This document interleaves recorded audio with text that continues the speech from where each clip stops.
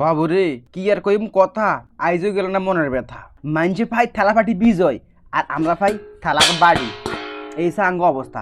অথচ ইতিহাস বলে আমাদের বাংলাদেশের সাইতে গোলামির যে অভ্যাস এটা ইন্ডিয়ানদের বেশি হওয়ার কথা।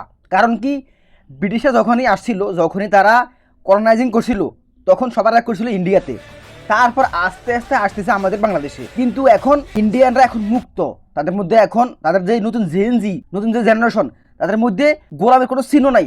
কিন্তু আমাদের থালাবাড়ি বিজয়, আমাদের নায়ক, আমাদের বড় বড় ক্রিকেটার, সবার মধ্যে, সবার জিব্বার মধ্যে গোলামের ছাপ লাগিয়ে রয়েছে।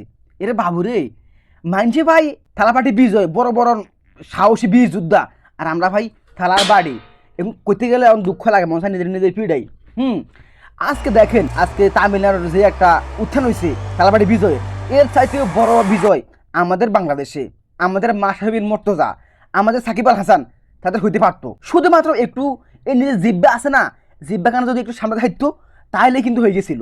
দেখেন তামিলনাড়ুর এই ছেলেটা, সে চাইলেই কিন্তু বিজেপি, তৃণমূল, কংগ্রেস বড় বড় দলের লগে সে যুক্ত হতে পারতো। যুক্ত হয়ে সেখান থেকে যদি সে ভোট করতো, ইলেকশন করতো, তাহলে সে যে কোনোভাবে পাশ হইতে পারতো। কিন্তু সে বলছে না, যে কটা দল আছে, আপনি আমাদের বাংলাদেশ বলেন, পাকিস্তান বলেন, ইন্ডিয়া বলেন, শ্রীলঙ্কা বলেন বা আমেরিকা বলেন, যে কটা দল আছে প্রত্যেকটা দল দুর্নীতিগ্রস্ত। দুর্নীতি ছাড়া, টেন্ডারবাজি, চাঁদাবাজি এগুলো ছাড়া এই সমস্ত দল টিকতে পারে না।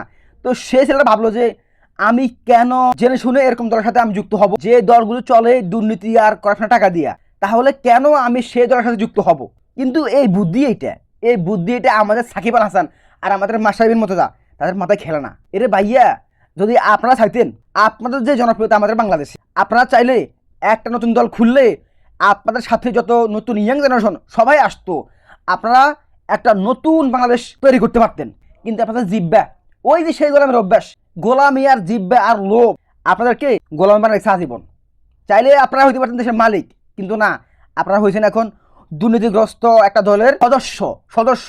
এজন্যই বলি, কি আর বলবো কথা, আজও গেল না মনের ব্যথা। শুধুমাত্র একটু বুদ্ধি আর জিব্বার যে নিয়ন্ত্রণ, এই নিয়ন্ত্রণের মাধ্যমে আজকে বিজয় থালাপতি প্রথমবারেই, সে জীবনের প্রথমবার পলিটিক্সে আসছে, প্রথমবারে সে তামিলনাড়ুর মুখ্যমন্ত্রী।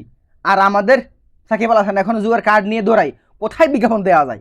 গোলামের অভ্যাস এই জাতির ভিতরে ঢুকে রয়েছে, এই জাতি কখনো মালিক হইতে পারবে না। কেমনে পারবে? সারা বিশ্বে যায় দেখেন, ভারতীয়রা বড় বড় ব্যবসা করে, আর আমাদের বাংলাদেশে সেখানে গিয়ে কামলা খাটে। সেম অবস্থা আমাদের দেশেও। আমাদের সেলিব্রিটি, আমাদের থালাপাটি বিজয়, তাদের মাথার মধ্যে আসে কিভাবে কোন দুর্নীতিগ্রস্ত দলের লগে যাইয়া একটা সিট পামু, সংসারে জামু, কোনো রকম বাঁচমু। আর অন্যদের মাথায় আসে আমি পুরো দেশের মালিক হমু।